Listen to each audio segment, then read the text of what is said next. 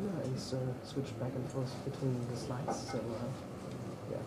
I will have video on the slides as well. Oh yeah, great. Of the things that are small. Yeah, great. All right. How's that? Test 1, 2.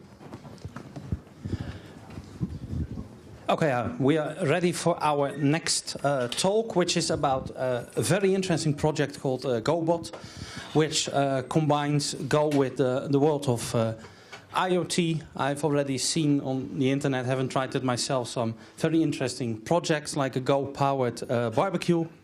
And it's such a project, you can all probably imagine something that you can do with this. Ron Evans, the floor is yours. Thank you.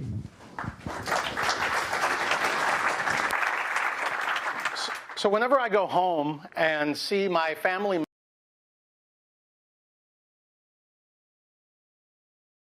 question that always comes up at these important meals is, are the robots going to take our jobs?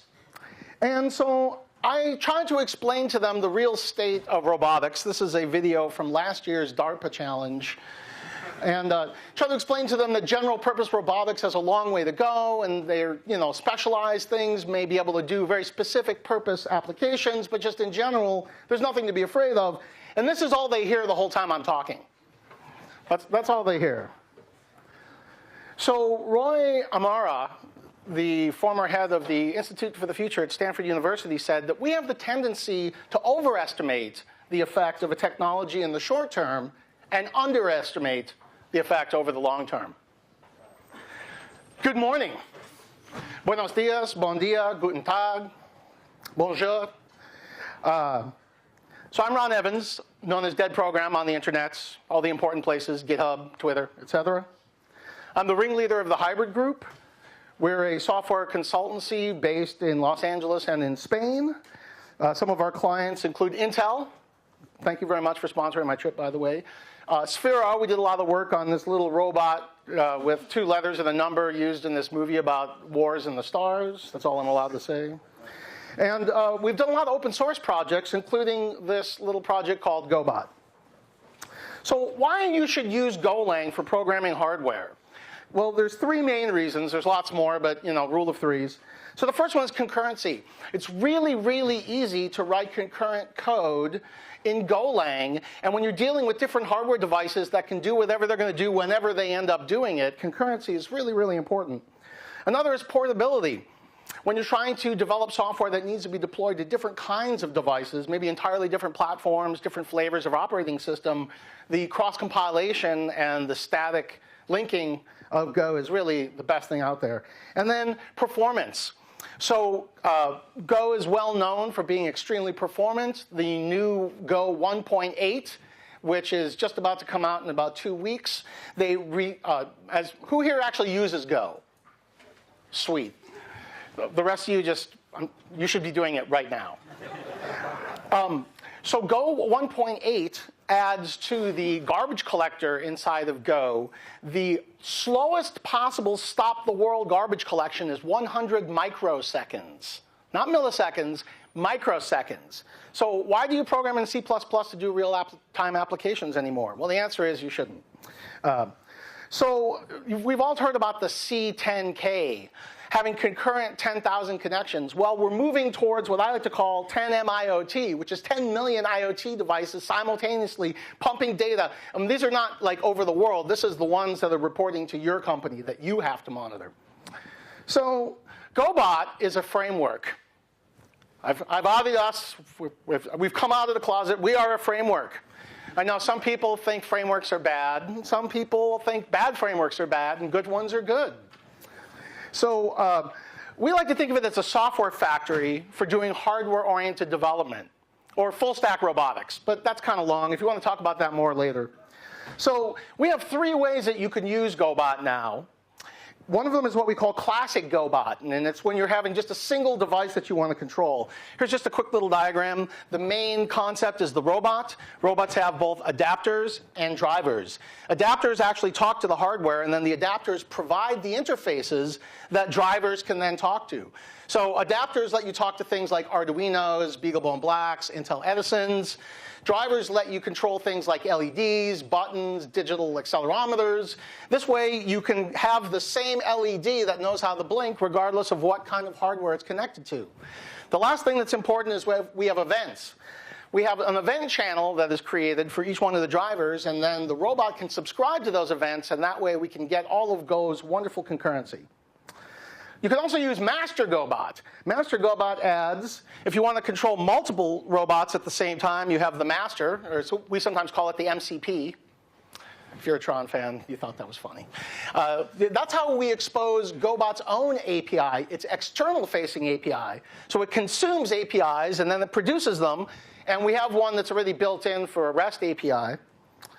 And then Metal Gobot. Metal Gobot is if you want to just call the packages for the adapters and the drivers directly yourself. You can do that now, starting with Gobot 1.0. So if you really want to go hardcore metal, we got you. All right, so let's get right to the demos, because time is short. So the Hello World of Things is a blinking LED. So I'm going to start with an Arduino 101, which is your basic Arduino. Who here actually has an Arduino? Yeah, exactly. Who here has an Arduino in a drawer that's covered over by a bunch of other electronics? All right. So we're just going to do a very simple little blink. So here's the code. So we have our package main. We import the Gobot packages, Gobot itself, the GPIO drivers, which is how we control LEDs and buttons and things, and then the Fermata platform, which is how we're going to communicate with the microcontroller. The microcontroller is not running Go. Can't run Go on microcontrollers yet. But we can run a program on there called Fermata, which allows us to use microcontrollers as peripherals that can then communicate with different low-level hardware devices. I mean, who says that the brain and the body have to be in the same chassis? That's a human problem, right?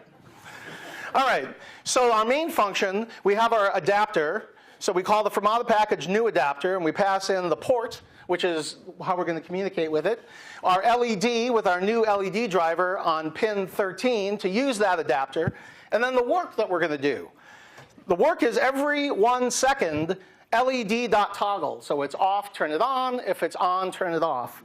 And then we construct our robot. We say our new robot named BlinkBot.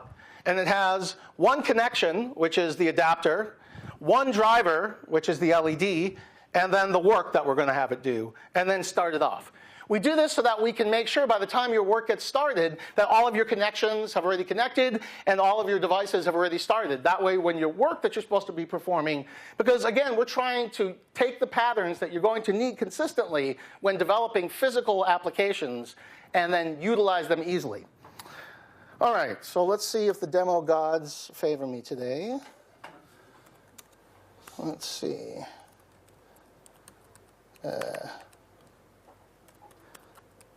I in the right directory? Oh, demo, that's right. This is how you know it's real. All right. So we're running the code and our blinking LED. Thank you. Good night. No. All right.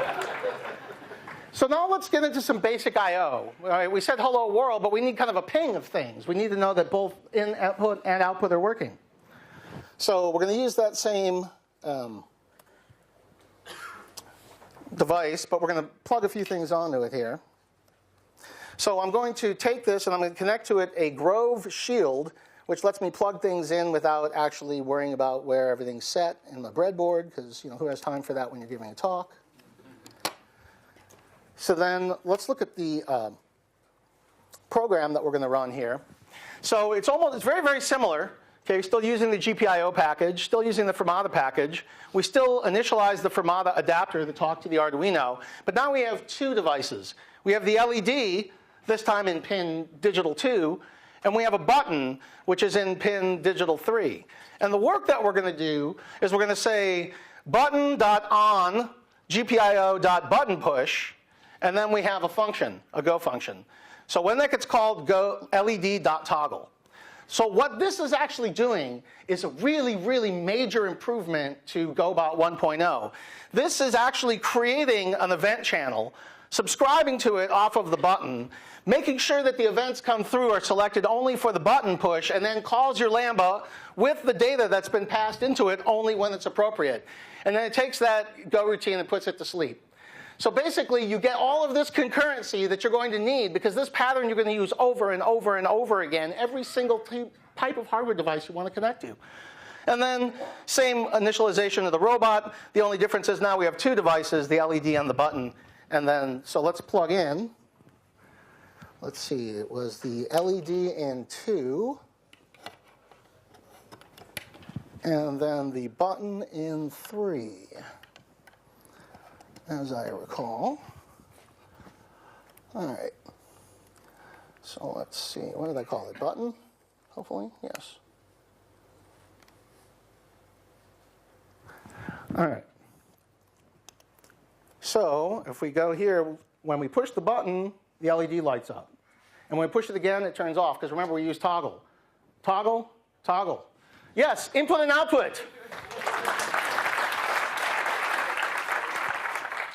All right, what time does this end? 11:10? I just want to see if I have time for the...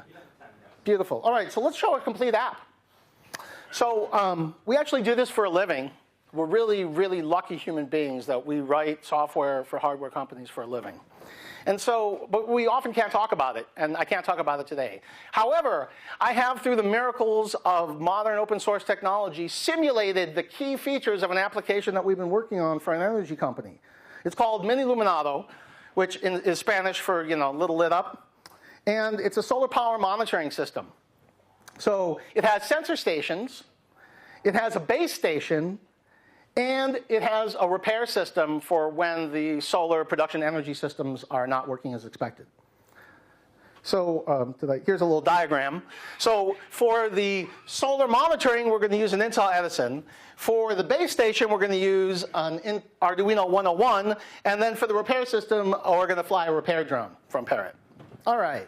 And then we're going to use MQTT, which is a machine-to-machine messaging protocol standard, originally created by IBM, but currently maintained by the Eclipse Foundation. And so we're going to be using MQTT to handle all of the machine-to-machine communication taking place between these 3 different running programs. All right, sensor station. So we got the Intel Edison, the sensors, and MQTT. All right, so let's see here. Make sure I'm not running this. Good. All right, so let's unplug this. So here's my Intel Edison. Actually, this is the Edison here. It's just this little tiny board. This is an Arduino compatible breakout board. And this is the battery, because I'm running this off the battery. Right now, it is connected to my gateway. I have here a Intel NUC, which is a little network utility computer. It's running a Wind River Linux, which is a carrier-grade Linux. So I know this looks like a bunch of toys, but it's really serious stuff. So this is running the MQTT server as well. I'm sorry, what was my ending time? 11:10? Yes. OK, beautiful. All right. So let's plug in. Well, let's see. What are we showing first? Oh, we're going right into it. All right. So I'm going to take my shield from before, and I'm going to plug it in here. Wait, if I plug it in the right way. There we go. The other left. All right, that looks good. And so what we need here is we need our sensor, which is a, well, let's look at the code real quick here. So we're going to go over this kind of fast. So we have a bunch of packages, Gobot again. This time we're using the AIO drivers, which is for analog input and output. We're using the I2C, or I2C as the serious, graybeards call it. Gray hairs, beards and hairs. So that's I2C is a communication protocol used for inter-chip communication right on the board itself. So then we have the Intel Edison platform. That's how we're going to provide the interface to the low-level I/O. And then the MQTT platform. So all of these things together. So let's look at the code. We initialize our Edison adapter. We turn on our light sensor and our screen. Then we have our second adapter, which is the server, which is communicating with our MQTT server. And then the work that we're going to do, so the first thing is when our light sensor has data, we're going to set our variable equal to that data. That way, most of the time, sensors provide data a lot faster than physical things can respond. Servos can't move as quickly as you can read data. So we want to separate those things. Another area where Go's concurrency is quite helpful. So then every 500 milliseconds, we're going to send the data for that, the current light reading, to our MQTT server. We're going to server.publish to this topic. MQTT topics are a little bit like URLs. And then we're going to send the data. And then every 250 milliseconds, we're going to clear the screen, write the data onto the screen, and then based on that data, change the color of the backlit LCD. And then the work that we're going to do is simply, the robot itself is simply add the two connections, add the device, and start. All right. So let's see if I have a connection to my Edison. Yes. And let's plug in our sensors. So let's see, the light sensor was in 0, as I recall. And the display is an I2C peripheral, so we plug it in here. All right, so far so good. All right, so here we have our light sensor, and then when I cover it over, you see, Here I have my light sensor, and when I cover it over, you can see the screen is changing. All right, so this is wireless. It's not super well connected, so, but I'm going to pass it around so you guys can check it out. And please don't drop it. We need this for the rest of the demo, too. If you want to see it work, just cover over the photoresistor, excuse me. All right, so while you pass that around, pass it quick. Pass it, man. All right, the base station. All right, for the base station, we're going to use an Arduino 101. We're going to use LEDs, and we're going to use the MQTT server. All right, so it's the second part of our little system. So I'm going to use my Arduino 101 again. And this time, I'm going to plug it into the gateway, because it's going to be easier for me with all of these cables to do that. Oh. Supposedly easier. And so I'm going to use a different shield. This is a shield that I made. It's in order to control the RGB LEDs of this strip. It's a 12-volt device, and since microcontrollers are usually 5 or 3.3 volts, we need some way to control it. So I built this little board that's got 3 TP120s. That you shouldn't use these, by the way, according to the internets. Yes, anyway, as I was saying, so let's plug this in. All right, so far so good. And then I'm going to plug in 2 more things. The first one is I'm going to plug in the actual strip, hopefully, if I don't bend a pin. All right, so far so good. And then the power. We need power.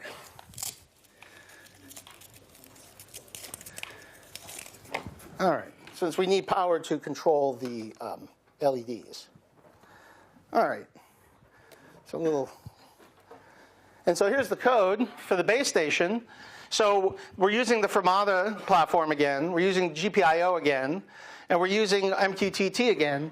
This time we're actually declaring our board and our different adapters and devices separately as pointers, because we're going to write some functions later that are going to use those. That way we don't have to put everything into this giant work routine, right? We can have some better encapsulation, proper architecture of modern software.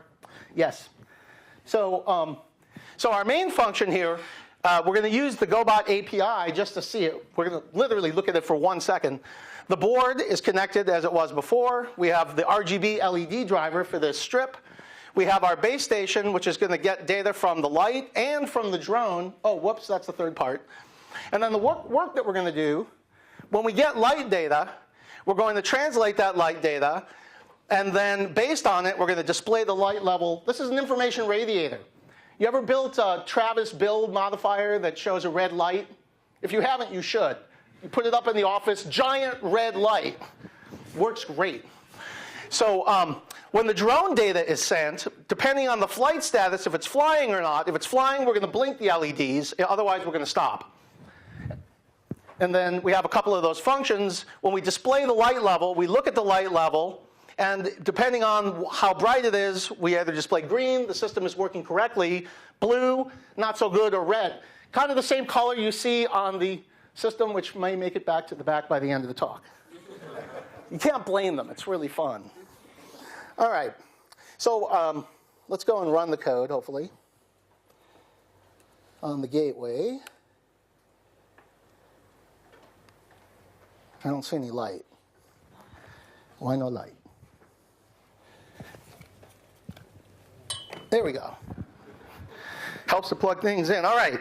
So we're actually seeing the colors. Only the person who's playing with it can see, but and the people next to them. So if you cover over the little photoresistor, ooh. No hands. All right. We haven't even gotten to the good part. All right, so we're going to just kind of keep that running. All right, Robo. So we actually have this API built in. I don't have time to show you everything about it, but it's built in React. And you can actually, through the magic of binary compilation, you can actually create all of your static assets and package them all up right into your Go application so that you have a single file that you deploy to production. Did you get that? Oh, man. So let's take a look at it. So this is Robo, and it's running on the gateway. And it shows we have a single device running, or robot, which is our base station. And we see that we have Fermata and the two MQTT connections for our virtual devices. Literally, that's all I have time to show you, but it's in there. You can check it out, robo.io. So now how do I get rid of this? Oh, wrong one. Oh, wait, no, right one. Oh, phew. All right, so we saw that. Cool. All right, the repair system. How are we doing? Oh, plenty of time. The repair system uses our Parrot mini drone, a DS3 controller. I'm kind of an Xbox gamer, but I like PlayStation controllers for flight. It's weird. And then MQTT, which is going to coordinate this all. So I'm going to run this program. So remember, right now we have two programs running. One on the Edison, one on the gateway, and now I'm going to run the third one on my computer because I don't have time to set up any more gear. All right, and so this is the final phase of the Mini Illuminato system. It's the repair system. So when things go wrong out in the field, well, naturally, this is the modern era. You send a repair drone with the replacement part, of course. So to fill in for a more serious drone, since I know some people are kind of scared of drones because there's very bad drones, so I'm going to use this Parrot mini drone, which is a toy drone. I've got my little worker here on the front. That's Kelsey Hightower. He's helped us make Go fly more than once. All right, so this is actually a complete Linux machine. Believe it or not, it's got an ARM processor and it's running a BusyBox distro, and we're going to call, it's got a Bluetooth low energy wireless interface, and that's how we're going to control it. We're not running Go on it yet. Give me a few more weeks. All right, so let's turn it on. So I'll put it here in the headquarters. Let's see, my cables. Hopefully, this will all work. This is I don't even use name brand. That's what open source brings us to. If Intel only made controllers. All right, and then let's take a look at the code real fast. So we're using the Gobot BLE adapter, Bluetooth Low Energy adapter, which is still in a relatively new state. The joystick platform, MQTT, and then the mini drone itself. So we've got takeoff and landing commands. So the main work we're going to do here is we're going to load up the joystick. Whoops, scroll past it. We're going to load the joystick configuration. That way we know which kind. We support PlayStation 3, 4, and Xbox 360. Your pull request awaits the next one. That's just what I have. So then we initialize our drone based on the BLE adapter, okay, which we're passing in the name of the device, and our MQTT server. So we actually have 3 different simultaneous types of platforms we're communicating with in one program. So then the work we're going to do, let's see, the important parts. When I press triangle, we're going to take off, and then we're going to send a message that says we're taking off. Okay, so far so good. And then when I press X, we're land. So let's see. Triangle, take off, X, land. That's all that matters. Then I got a bunch of commands to, handle the joysticks. And then, if you recall, physical things can't respond as quickly. You can move the joystick a lot faster than your drone can respond, which will mean it will crash. So we have this go routine, which every 10 milliseconds is going to send commands to the drone. That way we don't, or I don't accidentally crash it into one of you fine people. And then same thing that we see before. We initialize our robot. This time we have 3 connections. We have 2 devices, and let's make it work. Hopefully. Somewhere in here I have the, wait, yeah, that looks like it. All right, let's make sure my drone is still on. Yeah, it's still on. Button is pushed. I have to run this under sudo because being able to communicate with the BLE interface requires being in user space, or kernel space.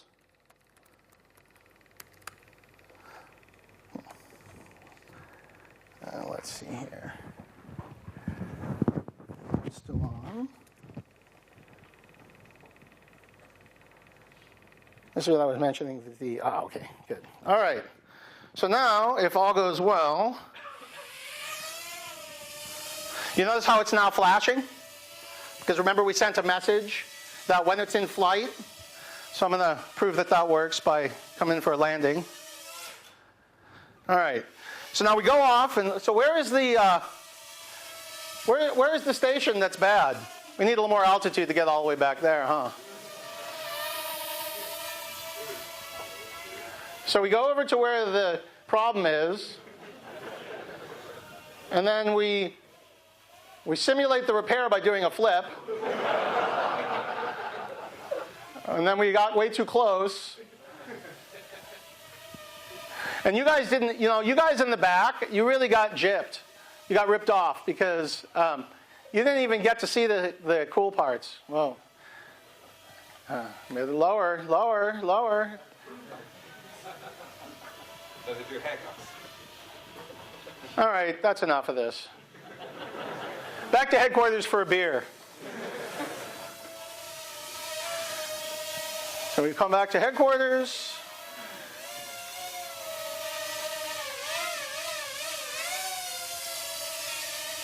We've been drinking at lunch. Voila!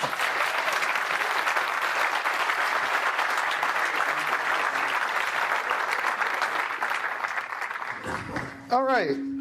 So, was that fun? Yeah. It's also a really exciting era. We invite you to join the robot evolution, just because revolutions have really bad downsides, but evolution is constant. This is all free open source, Apache 2.0, so you can use it to build your little empire or big empire or just do fun stuff on your own. We're not prejudiced. We're not going to judge you from the size of your project. Gobot.io is where we have all of our source available. We have a really good documentation site. All of the platforms and stuff and packages that you've seen. Some of these are part of the upcoming Gobot 1.2 release, which is going to be out in 2 weeks, concurrent with the release of Golang 1.8. You can follow us on Twitter at Gobot.io. And I thank you.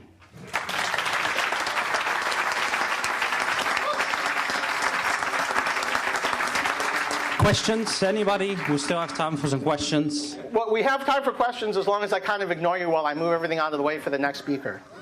We have 10 minutes before I'm officially supposed to stop, and then 5 minutes before they're supposed to start. So anyway, yes, please. Yes.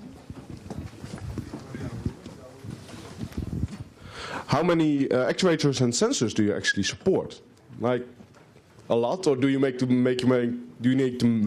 make them custom? So the question was, how many different kinds of sensors do you support? And then the second half was, and can you make custom sensor implementations? So the first one is, right now I think we have we have 25 platforms. I think we have 20 or so different GPIO devices, and I think 14 or 15 I2C devices. We've had a lot of contributions lately from people who are working on drones and other devices. I could tell because they have accelerometers and barometers. Barometers are used for altitude calculations usually when flying, unless you're really close to the ground. It's very easy to add new ones, which is why we've been getting all of these. So your pull request would be greatly appreciated. More? Oh, wait, important thing I almost forgot. I have a bunch of Gobot stickers. The important parts. So feel free to mob the stage. It makes me feel nice. But otherwise, I'll be around. I'm not going anywhere fast. Any other questions? No. Thank you very much. Thanks.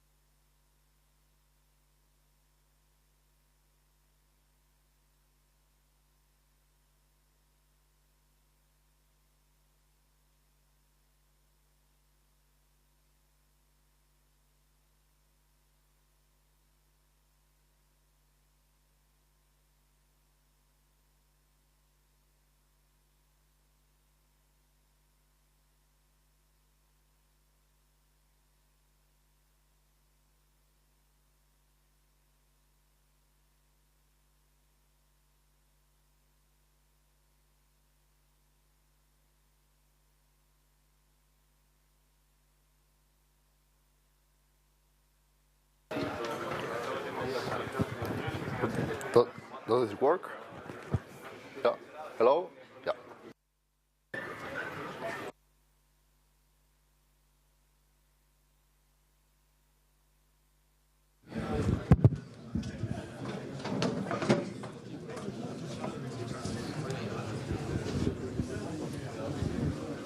Okay, please be seated. Our next talk is about GoGit, which is a Git implementation made in Go by Santiago